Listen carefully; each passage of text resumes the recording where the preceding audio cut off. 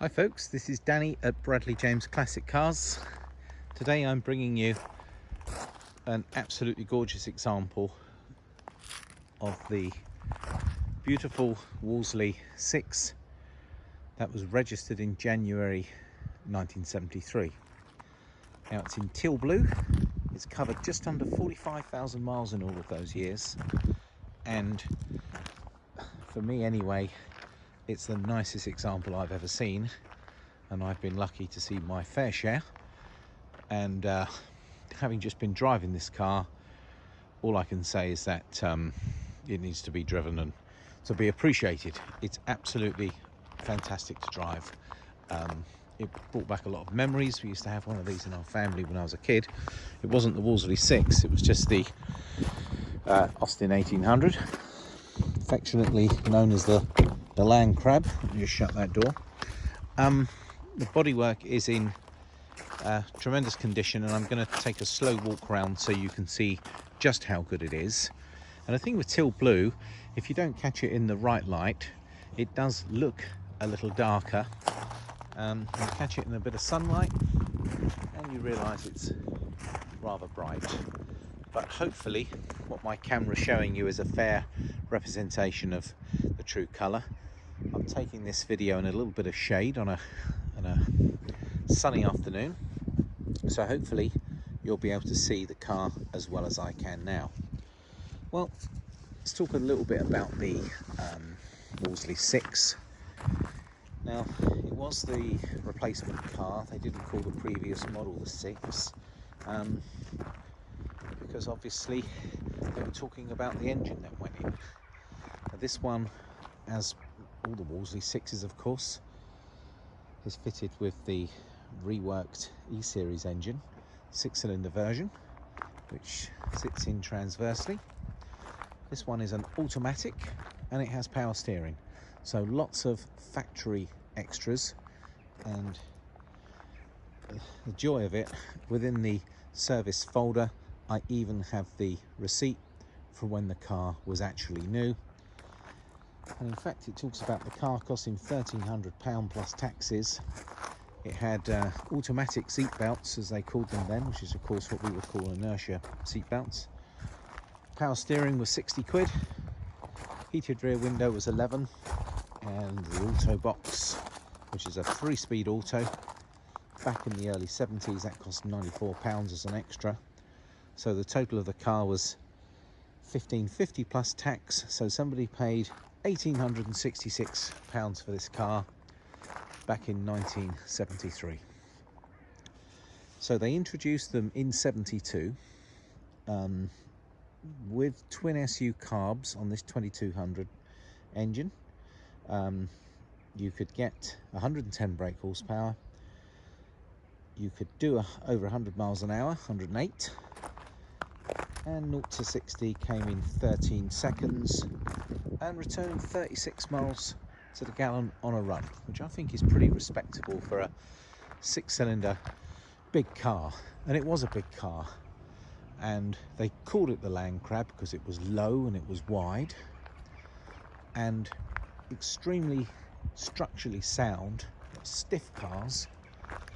And that's why I think they were probably, a lot of them died on the racetrack, because they ended up being used for banger racing cars because they were so structurally sound and they survived well in that crash bash environment of banger racing. And that's where a lot of those old land crabs went. Not this one, a true survivor. I can't believe there can be many left with this sort of mileage. And talking about how many left, according to my brief bit of research, they made over 25,000 of the Wolseley 6s, and there's now less than 100 left, or registered with DVLA either on Sawn or on the road. So not many. So I think I've mentioned the lovely specification of this one. I'm going to spend a little bit of time walking around the car a little closer so you can actually see the lovely condition it's in. So let's do that now. Let's start at the front. I'm going to start at this front wing.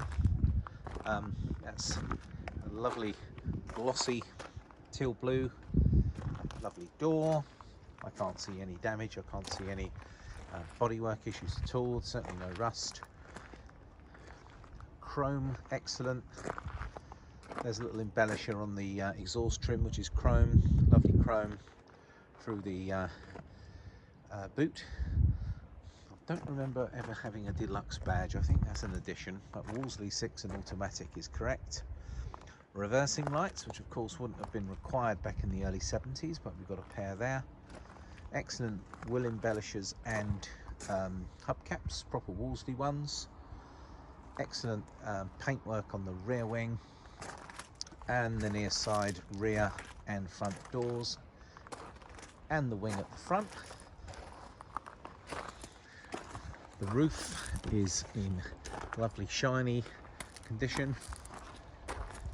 Good glass, no cracks, no scratches to the glass that I can notice. And she's very pretty in the front end with these driving lights. Period correct number plate, lovely chrome, and the very recognisable look of a Wolseley with that grille and light, and well, it just looks lovely. Now, same story inside. Now, one of the downfalls of the Wolseley is that I'm afraid the original seat material never lasted very long, so you'll be delighted to know that the previous owner had spent rather a lot of money and treated the car to this simply lovely retrim. So the front seats are trimmed in a, now I guess I'd call this a leatherette, and they look wonderful, as do the rear seats, perfectly as new. The carpet's in excellent condition. Of course, you've got that real flat floor in here and in the back, so you always have great leg room, plenty of space because it being a front wheel drive. That beautiful walnut dash. Now, we've got a bit of a crack to the walnut dash, a little bit of the lacquer is lacking from the steering wheel, but the walnut dash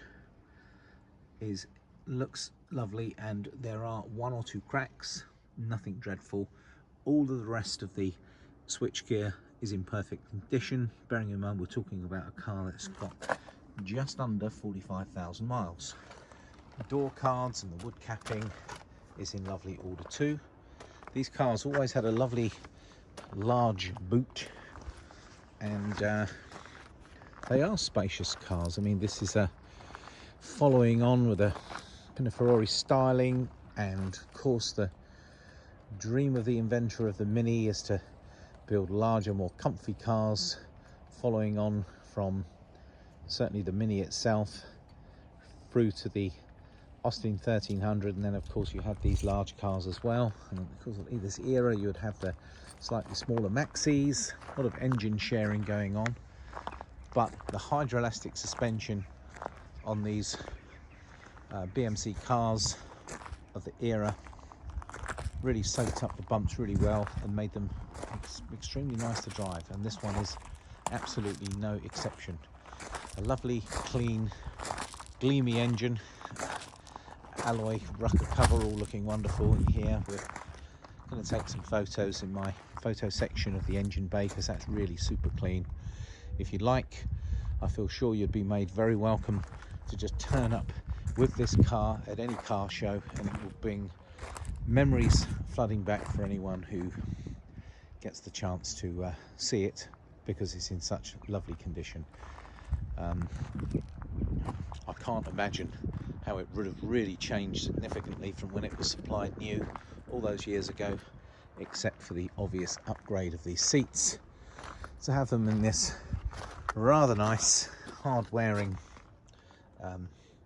leatherette, all correct with these armrests here. Virtually a bench seat across the front, not quite, but that's what it almost feels like. You can see the handbrake is a little bit more conventional, like the Series 3, so like a Mark 3, and in the Mark 1 and Mark 2 you'd have had to reach underneath to pull up the handbrake. So yeah, it's worth mentioning that this is based on the BMC Mark 3 version of the 1800. Austin and Morris went on to do 2200s, obviously the same engine, and this one was replaced in around 75 by the wedge-shaped car that went on to be known as the Princess, and of course they did a Wolsley version as well. Well, we spent 10 minutes having a look at this wonderful car. I ought to just finish off with some notes I made from a previous owner who was aware of a lot of work that had been carried out on the car. So major service that included a coil, a battery, the alternator was replaced, as was the radiator, ignition leads, plugs, distributor cap, some refurbishment of the carburetor so it runs perfectly, which it does, all the filters, choke cable, antifreeze, and we've also got a little note here saying that there's a little hidden switch which operates an additional electric fan for any concerns of maybe being stuck in traffic and wanting to add a little cooling. Well, the car is quite well known to me because I was offered this car a fair while ago, and at the time it was based down in the West Country where I know this car spent a lot of time, and for one reason or the other I didn't get down there quickly enough, and sadly it was sold. But then it's come in as a part exchange from another customer of mine who bought the car that I didn't buy at the time, and he chopped this in for another one of my classics, and I was delighted to finally get my hands on it, albeit I suspect for a very short period. But before someone comes and buys it, you can probably guess which car I'm going to be enjoying driving around as a perk of my job. And it's been a long time since I've actually seen a Wolseley 6 anywhere near as lovely as this one. It drives superbly well, and I'm going to try and lean over to the passenger side if I can and get my hands on the bonnet release and then give you a quick look on the video of the engine bay as well. Now, it is doable with one hand. This is actually one of the cars that's slightly easier to get the bonnet up on whilst holding a camera. There you go, not too bad. And of course it locks off.